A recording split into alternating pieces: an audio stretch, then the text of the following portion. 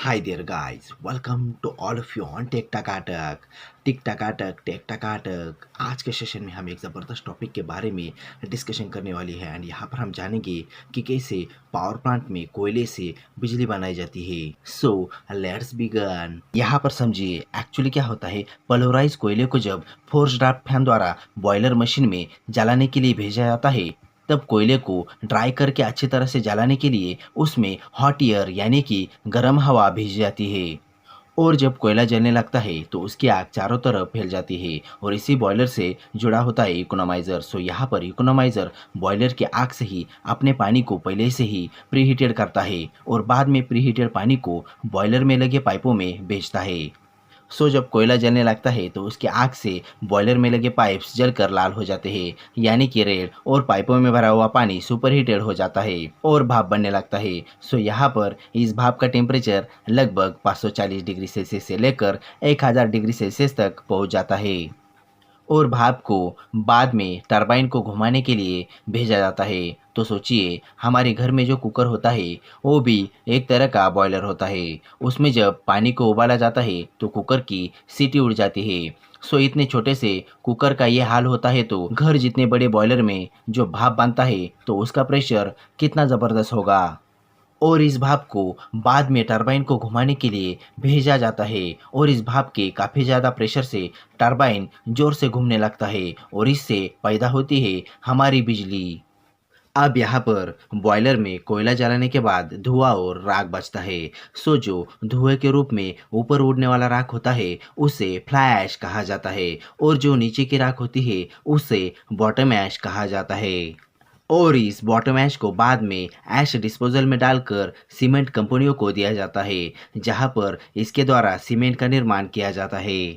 और जो धुएं के रूप में ऊपर उड़ने वाला राख होता है उसे अगर ऐसे ही छोड़ देंगे तो उससे हमारे बॉडी को इंजरी हो सकती है। एक्चुअली इस धुएं में जो कण होते हैं ये कण हमारे फेफड़ों को नुकसान पहुंचा सकते हैं। ये कण वातावरण को दूषित कर सकते हैं, इसलिए बॉयलर के ऊपर एक प्रेसिपिटेटर लगाया जाता है। एक्चुअली प्रेसिपिटेटर धुएं में से दूषित कण को अपनी तरफ खींच लेता है। इससे बॉयलर से जो धुआं निकलता है वो कम हानिकारक होता है और धुएं को बाद में इन चिमनियों द्वारा हवा में छोड़ दिया जाता है।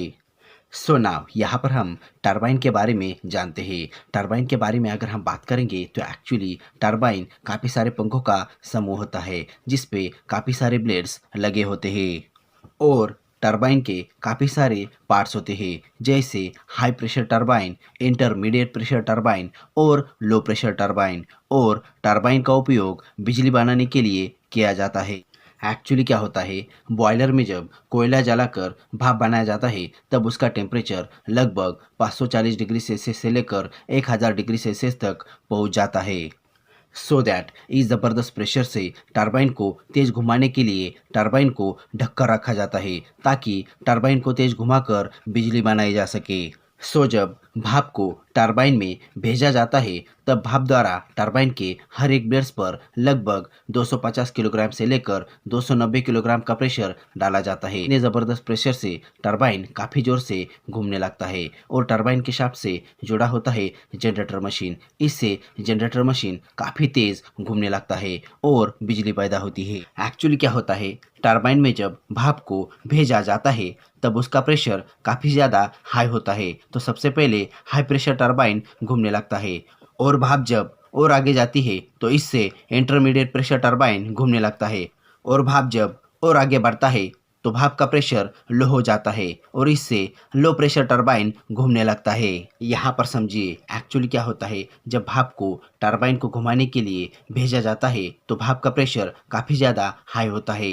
तो सबसे पहले हाई प्रेशर टरबाइन घूमने लगता है और बाद में भाप जब और आगे जाती है तो इससे इंटरमीडिएट प्रेशर टरबाइन घूमने लगता है और भाप जब और आगे जाती है तो भाप का प्रेशर लो हो जाता है और इससे लो प्रेशर टरबाइन घूमने लगता है और टरबाइन के शाफ्ट से जुड़ा होता है जनरेटर। इससे जनरेटर काफ़ी तेज़ घूमने लगता है और इससे पैदा होती है हमारी बिजली। सो दैट यह थी पूरी जानकारी।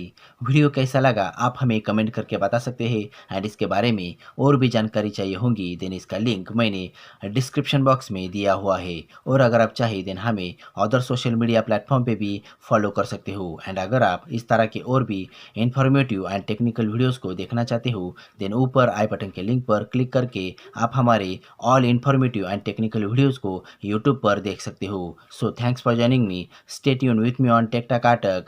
Bye bye.